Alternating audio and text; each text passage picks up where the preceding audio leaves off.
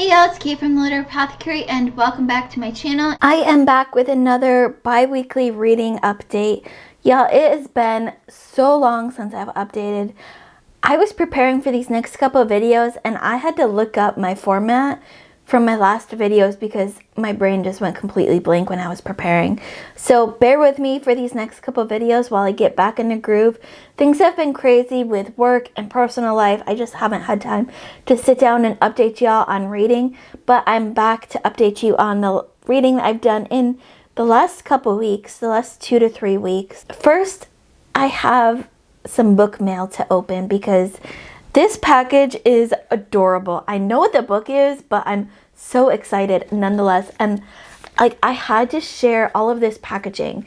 As you can see, there's a gnome here. This is from the Jeff McIntyre, the author of The Garden Gnome. I believe this is book 2 that I helped edit and proofread for him. I am so excited to open this. Thank you, Jeff.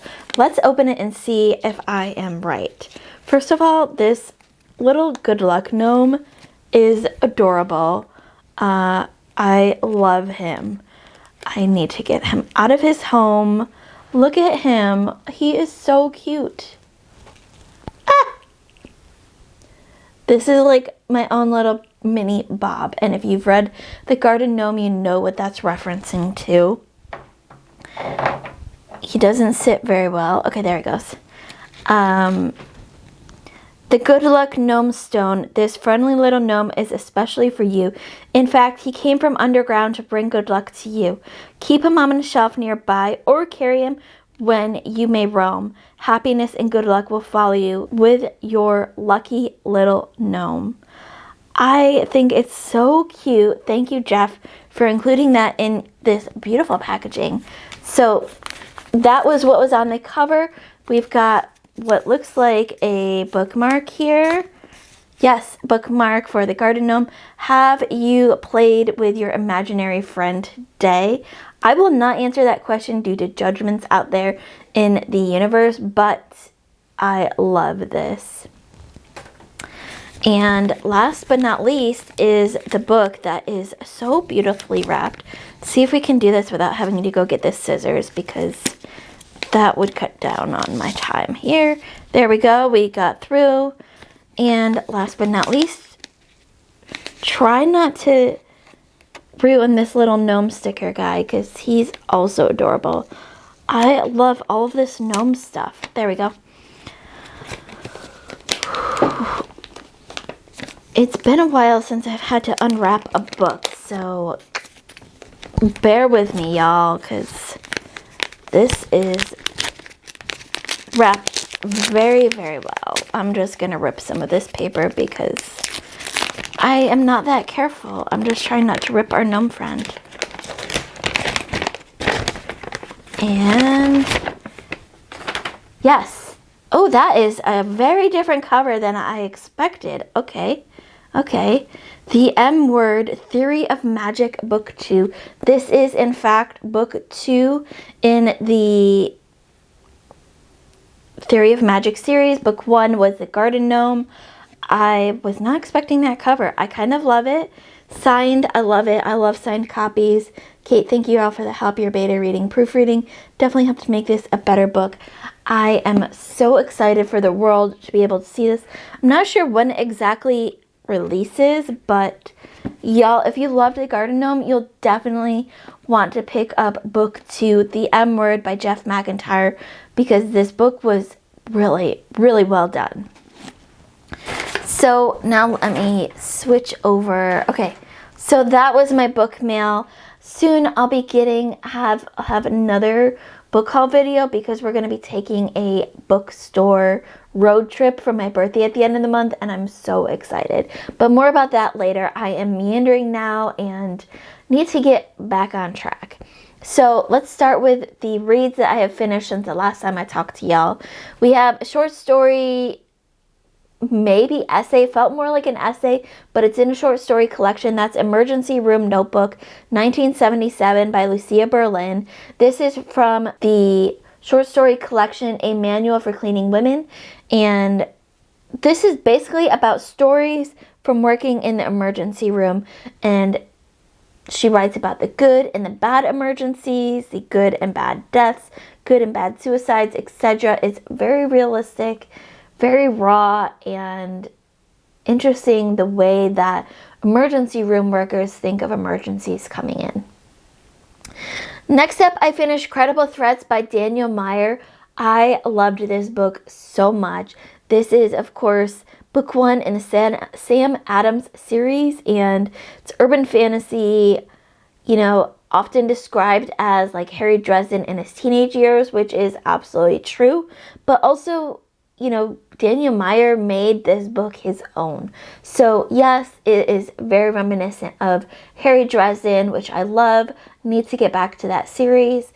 But it's also kind of Daniel Meyer's own book. So it was so much fun. Sam is not your average teen and not your average teen wizard either.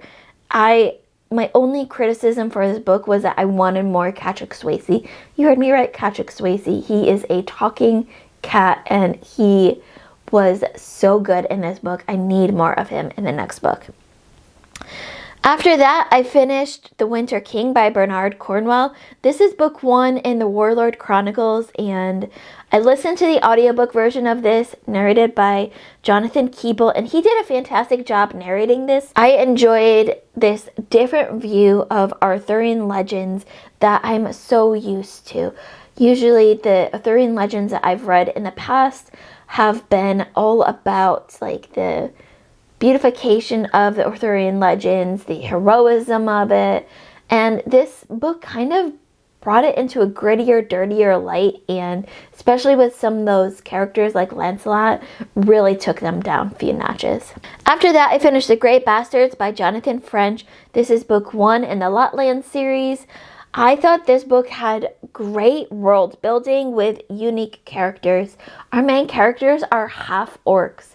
I loved it, and I definitely want to continue this series. I've heard from Leslie at the Nerdy Narrative that book 2 is as amazing as book 1, and then book 3 falls off the ledge. But I can't wait to continue the series and see what my own thoughts are about it. After that, I finished the arc for The Maid's Secret by Nita Prose.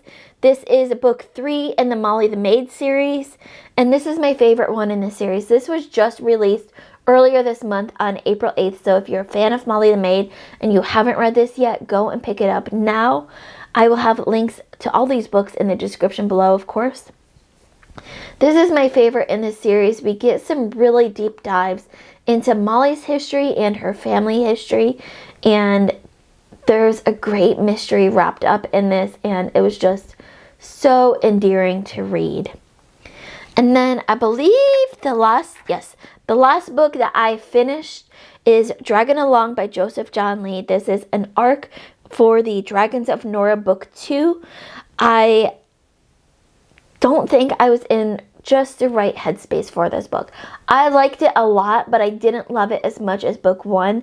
And I feel like some of my criticism for this, which you can find in my full review, which will also be linked down in the description below, maybe had something to do with the headspace that I was in. I was been so busy and so stressed lately that maybe this wasn't quite the right time for me to read book 2 in the Dragons of Nora. But with all that said, I did really, really enjoy it so much. So I think I gave it like 4 stars. I did enjoy it.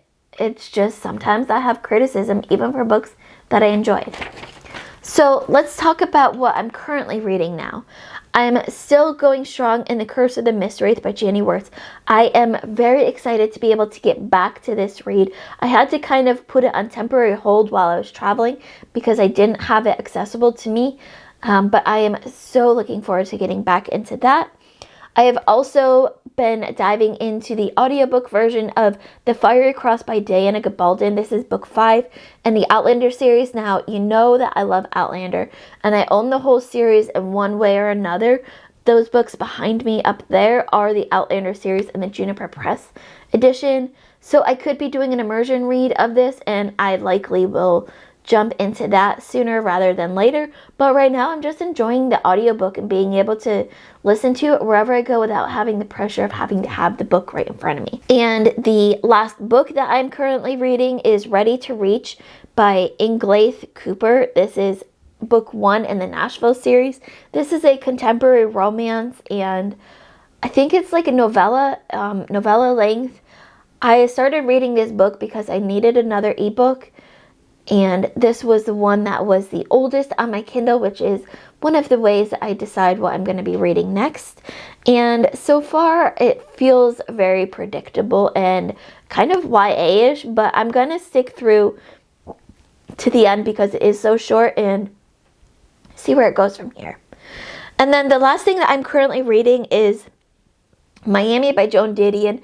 This is an essay/short nonfiction. In this collection, we tell ourselves stories in order to live, and y'all know how much I love Joan Didion. This so far is about how a lot of the Cubans, especially around the time of the revolution, migrated from Cuba into Miami and had kind of put Miami as their home base. And I'm really interested in hoping to see how she kind of melds these two cultures together that happened in Miami and kind of where Miami's gone from then.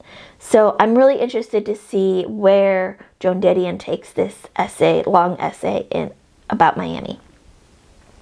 My next reads will be Ninth Reign by Jen Williams, which was a supporter pick, I believe, by Elise, if I'm not mistaken, and probably also The Mad Ship by Robin Hobb, getting me back into the realm of the Elderlings universe and continuing on with this series.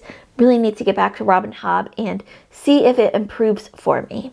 So that is my bi-weekly, maybe tri-weekly, I forget the last time I did this, reading update for you all. Let me know in the comments below. What was your favorite reading moment in the past couple weeks, and what are you looking forward to reading next week?